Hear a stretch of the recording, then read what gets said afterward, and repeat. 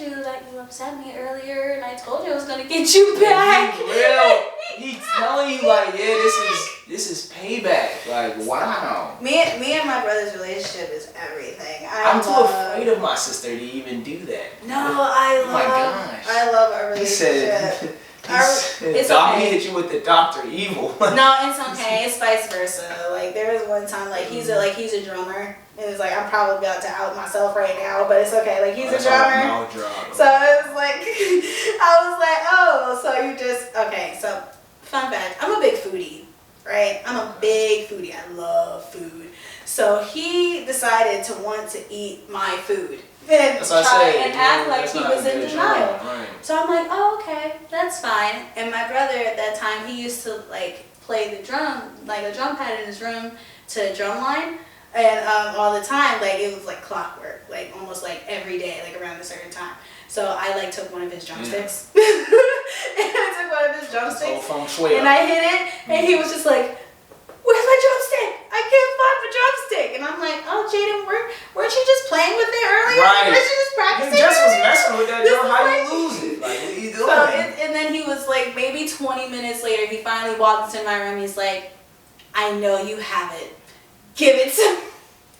Give it to me. And he had this like look on his face that was like, he says it's impossible for it to be anywhere else. Thanks. So he was like, I don't know why it took me this long to realize it. But it's alright because you guys will probably start seeing like pictures of like my brother on my page often, because like there would be plenty of times where like we would just like sit at my keyboard like that can change sounds and like make beats together and just like do music together. Yeah, that's super lit. It's like my brother and I's like relationship's one of the like most precious relationships I got. I haven't met your brother. I did.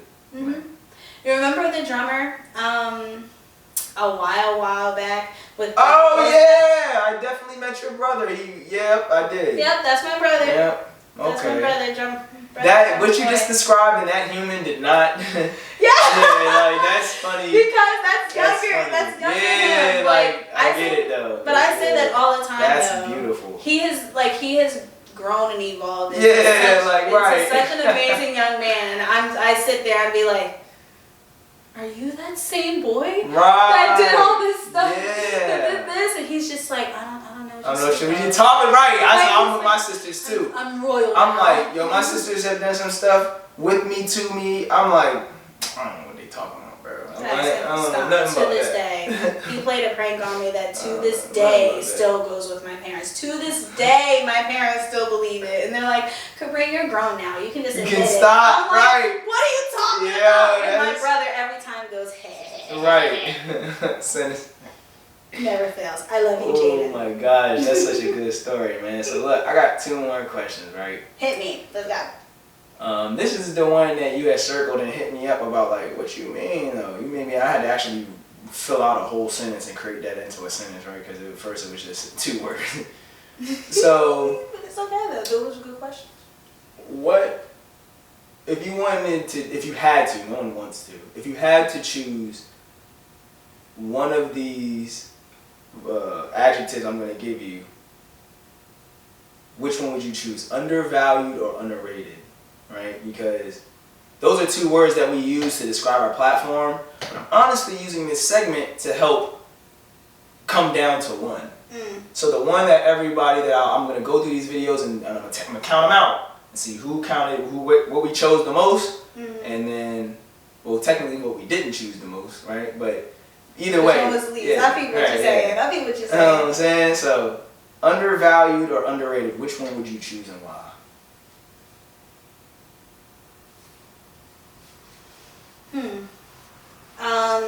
For myself, if I had to choose one? Yeah, if you had to, right? If I had to choose Ketchup one. or mustard on it, right? You can't say... Definitely not no darn mustard. Right. Who eats that stuff? Right.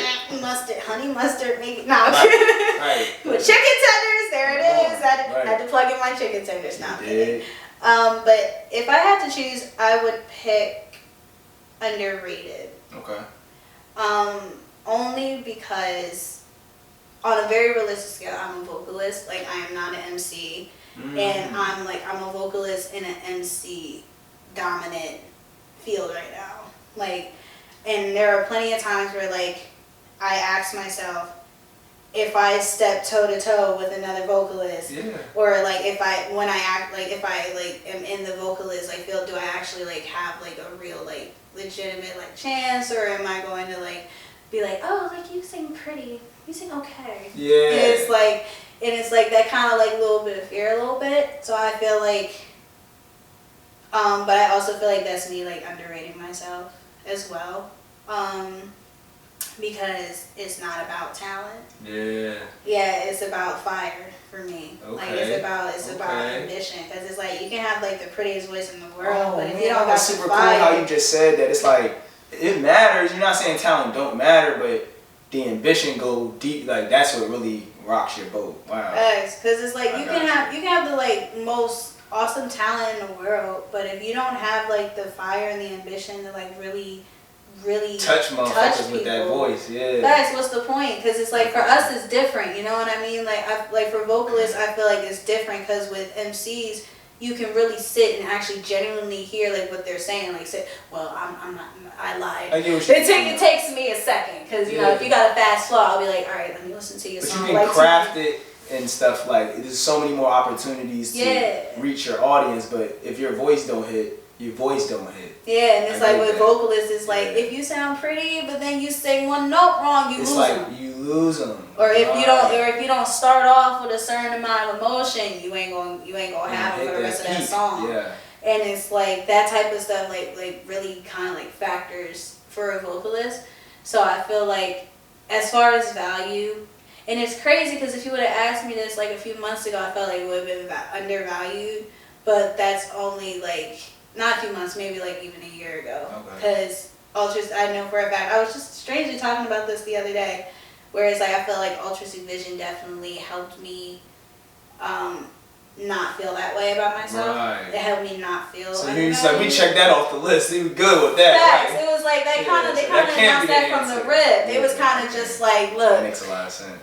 Do you not know what you are right now? Like, do you not hear yourself? So they helped me see my worth as an artist. And it's like, I think at this point now, it's just like, okay, if I, like, when I step outside of the predominant venues and stuff that I've been at, will that fire still be there? Will that ambition still be there? Yeah. And it's like, I feel like when I, like, come and practice here, like, and come and perform here, and I feel like it's definitely a great state environment to help prepare you for that stuff too. That's what it's for. And like really help you like get ready. Where it's like the coal to the furnace. Facts. It's like this is where you can make mistakes. This is where you can fiddle around with your set a little bit. Like this is where you can like see meet like a producer, meet people, and where you can experiment and where you can like play around with stuff because. But it be live though. You're not in your room in front of a mirror. Like it's still a live element to it. But that's good though because think about it. Like you don't hear about that type of stuff anywhere where it's just okay, we're gonna go here and here you go. If you mess up, that's it. It's your life and you got to deal with it for the rest of your life. That's what I was saying earlier. The consequence alone be shit enough. Exactly. That's why it's just like you gotta be like, I did all of this, and it didn't work. Exactly. It hurts. But like here, like. It's gonna amount to something. Exactly. And like with the YouTube videos. Right. And also just the support system too. Like how everyone's always like, yo, what's up? Like, how your music been? And where everybody actually stays connected to your music. And I feel like that helps not feel as underrated. Right. And I think it's like it is cool now, like, cause I do see like more vocalists like come through like the Newport stage and everything, and it is cool to still get that same support as well from other vocalists. Cause like oh my god, you're like it's like seeing your species, like if you were an alien. Yes, like yes, exactly. We are here. It's like I'm an antelope, right? In a sea full of deer. It's similar. It's like the same genus. Two different continents, right? I'm a sheep in a land full of ducks. It's like I'm just a random sheep, like hi, ma, and everyone's like quack, quack, quack, quack, quack, quack, quack, quack, and I'm just like ba ba. It's real that you say that too, because I heard this phrase. They were like every basketball player wants to be a rapper, and every rapper wanted to be a basketball player, and it's funny you said that. I've noticed every rapper really just wants to sing, but does every singer really want to rap though? No. Thank you. That was for y'all, because I knew that, but I didn't want to say it. It's like every rapper wants to sing. They want to do it. They're